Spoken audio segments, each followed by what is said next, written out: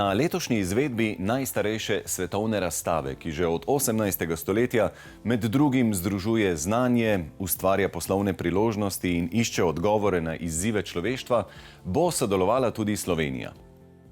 Na Expu v Dubaju se predstavljamo kot zeleno srce Evrope in sicer s paviljonom, ki simbolizira naslednje odlike: zeleno, pametno, kreativno. Zato ni naključje, da se impozantna zgradba ponaša tudi z zahtevno leseno konstrukcijo. Gospod Klun, kaj je sploh osnovni namen paviljona, s katerim se neka država predstavlja na svetovni razstavi? Pozdravljeni. Jaz mislim, da je vedno Expo tista ambicija vsake države oziroma vsake kulture in gospodarstva, da pokaže svoje najboljše in pa svojo lastno identiteto. In kaj je bistvo idejne zasnove letošnjega slovenskega paviljona? Slovenski paviljon je pozicioniran na enem od treh segmentov, ki se imenuje sustainability, trajnost. Eno je ta preproga, ne Aladinova preproga, ampak vodna preproga Slovenije, na kateri lebdi ta gozd oziroma ta čudovita krošnja, kjer smo našli potem izhodišče in pa tudi lokalno rastlinje, ki omogoča to zadevo.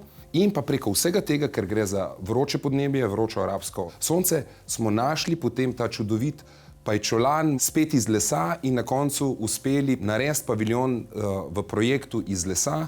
Moje korenine iz Ribnice imajo eno glavno sporočilo Ribničana Urbana, ki je šel v svet in je po celem svetu znan. Se pravi, ta Ribničan Urban je dejansko meni nek imperativ slovenskega gospodarstva, ki gre v svet, in to sem hotel tudi dejansko povezati v naši zgodbi paviljona za Dubaj. In glavni element ali pa največji element v tej krošnji, ki jo Ribničan Urban nosi po svetu, je ta ribniška košara, ribniško sito.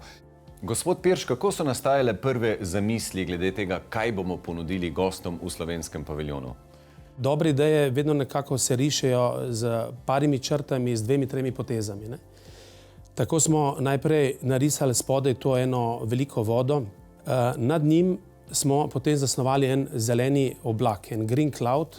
To je tisti oblak, ki nosi kot en DNK Slovenije, ki nosi te spomin njenih lepot Slovenije. In ta oblak potem pokrijemo z enim velikim lesenim sitom, velikim lesenim ščitom, bi lahko rekli, proti temu žgočemu arabskemu soncu. In to so te nekako trije sedimenti, to je ta slovenski tripartit: voda, zeleni oblak in leseni ščit.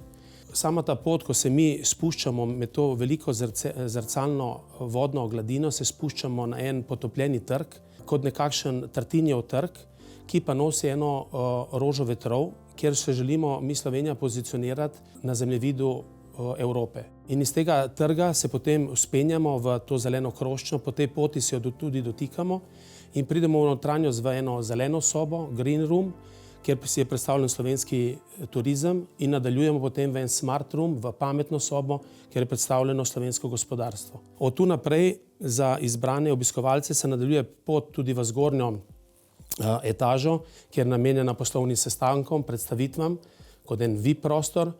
Podjetje Riko je bilo zadolženo za projektiranje paviljona, gradnjo paviljona in za dobavo in montažo vse notranje opreme ter audio, video opreme na paviljonu.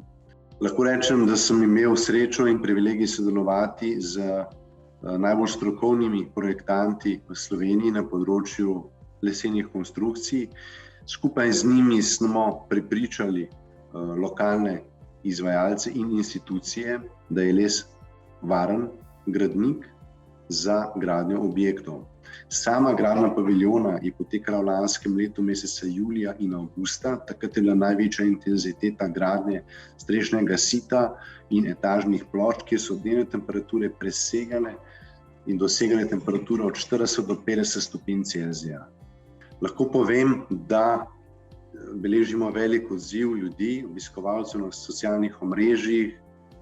Zelo jih zanima naš paviljon, kaj se bo v njem dogajalo, kaj predstavlja. Tako da res si želim, da bo naš paviljon obiskovalo čim več obiskovalcev, da bo obisk potekal varno, za upoštevanjem seveda vseh varnostnih ukrepov zaradi situacije COVID.